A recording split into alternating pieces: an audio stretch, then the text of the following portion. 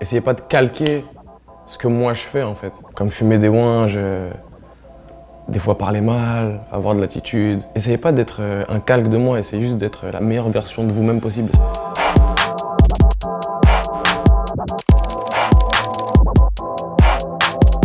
Salut à tous, je m'appelle Prime, je viens de la Courneuve, dans le 93. Je suis parti de chez moi quand j'avais 17 ans. Parce que je voulais voir quelque chose d'autre que Paris, la France, etc. Je voulais juste découvrir le monde et je cherchais en fait ce qui aurait pu m'animer, vu que j'avais rien trouvé là où j'étais. Et c'est le foot américain qui m'a permis de, tu vois, voir ailleurs en fait. Avec le sport, j'ai pu voyager. J'ai fait ça par défaut en fait. En fait, le sport, en règle générale, ça me passionnait. J'aimais juste bien passer du temps avec mes potes, rigoler. Plus c'était compétitif, bien sûr. Mais le foot américain, c'était mortel parce que je pouvais me faire de l'argent, voyager, déménager. Mes études, elles étaient payées. Enfin, j'en ai vécu des choses grâce au sport, tu vois. Je le voyais pas comme ça, moi je voulais juste percer et puis être millionnaire et voilà, basta. Donc je suis parti en fait. Dès que j'ai su que je pouvais partir, je suis parti. Je me rappelle même à l'école, je disais à mes profs, ah mais de toute façon j'ai pas besoin d'avoir le bac pour partir. Donc je l'ai eu quand même, tu vois, par sécurité. Mais j'ai jamais été un mec qui réfléchit long terme. J'étais plus en mode, ça me permet de voyager, bouger, au moins je fais pas rien du tout. Let's go. J'étais juste content de bouger en fait, être en mouvement, apprendre des trucs. C'est plus pour ça que je l'ai fait. Je déteste rouiller en fait. Tu vois, t'es posé pendant super longtemps au même endroit, c'est chiant. J'ai besoin de changement. Je suis arrivé au Canada grâce au foot et je suis resté 5 ans au Canada. Ça a commencé dans une cuisine. J'avais pas d'appartement, mais c'était un de mes coachs.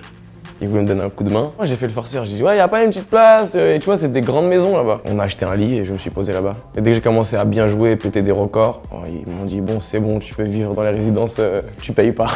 C'est là où je me suis dit, ah putain, quand même, je peux le faire en fait. Je crois une saison après ça, à la fin de cette saison, j'avais gagné plein de trucs. On m'avait appelé pour être dans les 50 meilleurs joueurs mondiaux, pour jouer contre les États-Unis. J'ai dit, ouais, on est parti, on les a tapés.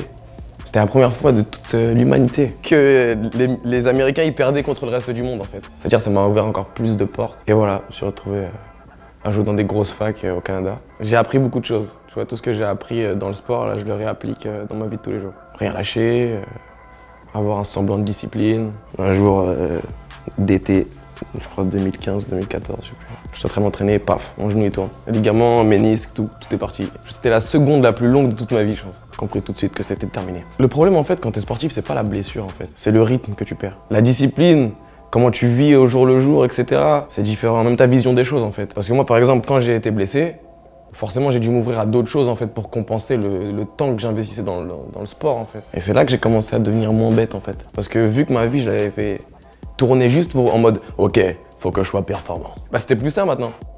Il y avait une petite case dans ma tête qui me disait, ah mais si le foot c'est fini en fait, tu fais quoi gros? J'ai lu des livres, j'ai appris l'anglais correctement, bien comme il faut, tu vois. Et puis surtout, ouais, j'ai appris qu'il n'y a pas que le sport dans la vie en fait. Je peux pas me permettre juste de dépendre d'un seul truc. Je peux pas mettre mes œufs dans le même panier, c'est un mauvais délire. J'aime beaucoup le changement. Et moi ça me fait pas peur de recommencer depuis le départ à chaque fois. Il fallait que je me trouve quelque chose à faire de ma vie quoi. Et à part le sport, moi je savais faire rigoler les gens, mais c'est pas un truc, ça te fait pas manger. En tout cas, il fallait trouver un moyen pour que ces qualités-là, ça me fasse manger quoi.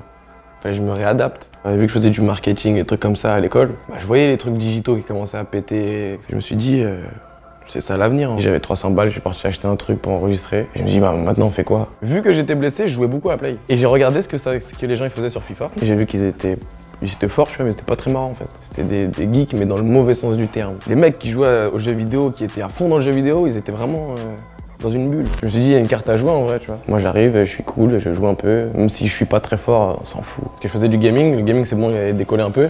Et ça me saoulait déjà de faire du gaming. Parce que je suis un mec comme ça.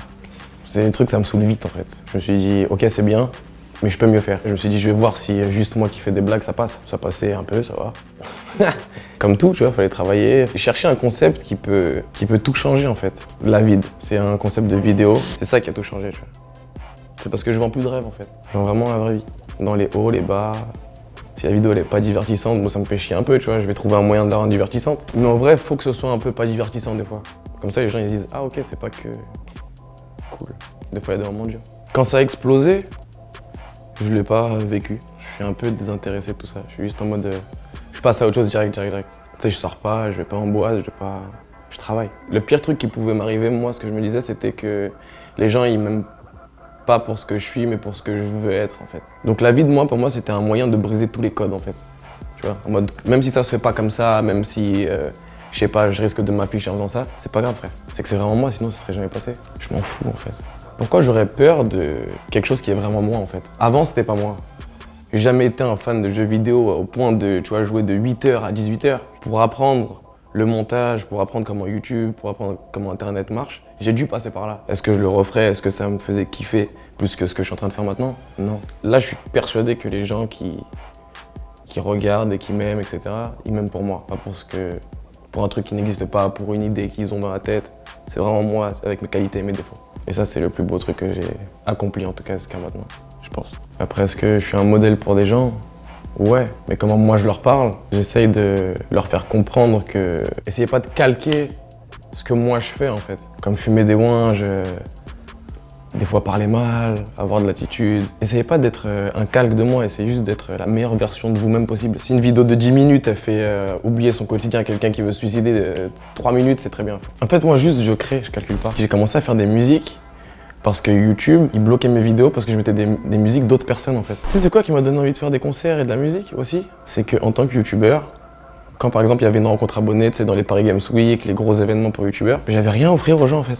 Je vais leur dire quoi? Ouais, tu veux une dédicace?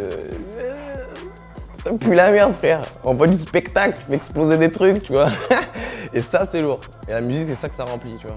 Une opportunité c'est fait pour être prise. Il n'y a pas de mauvaise manière de prendre une opportunité. Le plus important c'est que tu la prennes.